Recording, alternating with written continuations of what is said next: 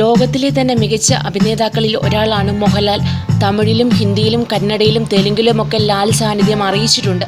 എന്നാൽ അവയെല്ലാം കൂടെ 13 സിനിമകളിൽ മാത്രമേ വരൂ. 3.5 പതിറ്റാണ്ട് കാലം സിനിമാ ലോകത്ത് സജീവമായി നിൽക്കുന്ന മോഹൻലാൽ മലയാളത്തെ മറന്ന് ഒരിക്കലും മറ്റൊരു ഇൻഡസ്ട്രിയിലേക്ക് പോയിട്ടില്ല എന്നതാണ് ഈ കണക്ക് തെളിയിക്കുന്നത്. ഇത്ര വർഷത്തിനിടെ ഈ കഴിഞ്ഞ വർഷം 2016 മോഹൻലാൽ ആദ്യമായി ഒരു തെലുങ്ക് സിനിമയിൽ അഭിനയിച്ചത്.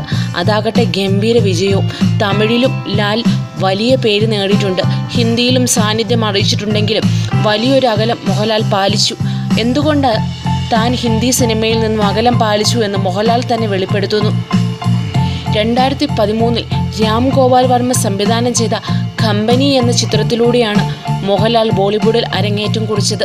ചിത്രം ഗംഭീര വിജയമായി തീരുകയും ചെയ്തു. ചിത്രത്തിൻ്റെ 15ാം വാർഷികം ആഘോഷിച്ച ചടങ്ങിലാണ് ഹിന്ദി സിനിമകളിൽ നിന്നും അകലം പാലിച്ചതിനെക്കുറിച്ച് മോഹൻലാൽ സംസാരിച്ചത്. ഹിന്ദിയിൽ നിന്നും നല്ല അവസരങ്ങൾ വരാത്തതുകൊണ്ടല്ല താൻ ഹിന്ദി സിനിമകളിൽ അഭിനയിക്കാതിരുന്നത്. മലയാളത്തിൽ ഏറ്റെടുത്ത സിനിമകളുമായുള്ള തിരക്കും ഉത്തരവാദിത്വവും ഉള്ളതുകൊണ്ടാണ്. നല്ല തിരക്കഥ വന്നപ്പോഴൊന്നും ഡേറ്റ് ഇല്ലായിരുന്നു. ഇപ്പോഴും താൻ പ്രതീക്ഷയോടെ കാത്തിരിക്കുന്നു. നല്ല തിരക്കഥകൾക്കും അതിനു പറ്റിയ സാഹചര്യങ്ങൾക്കും വേണ്ടി മോഹൻലാൽ പറഞ്ഞു. 2013 രാം ഗോപാൽ വർമ്മ സംവിധാനം ചെയ്ത കമ്പനി റിലീസായത്.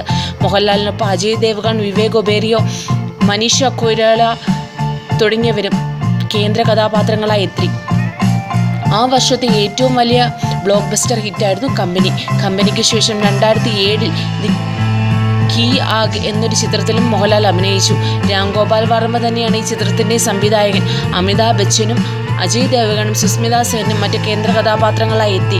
പ്രിയദർശൻ സംവിധാനം ചെയ്ത ടെസ് എന്ന ചിത്രത്തിൽ അതിഥി താരമായിട്ടാണ് ഏറ്റവും ഒടുവിൽ മോഹൻലാൽ ഹിന്ദിയിൽ എത്തിയത്. കൂടുതൽ ചലച്ചിത്ര രംഗത്തെ വാർത്തകൾക്കായി സബ്സ്ക്രൈബ് ചെയ്യുക മലയാളം ന്യൂസ് ടൈം.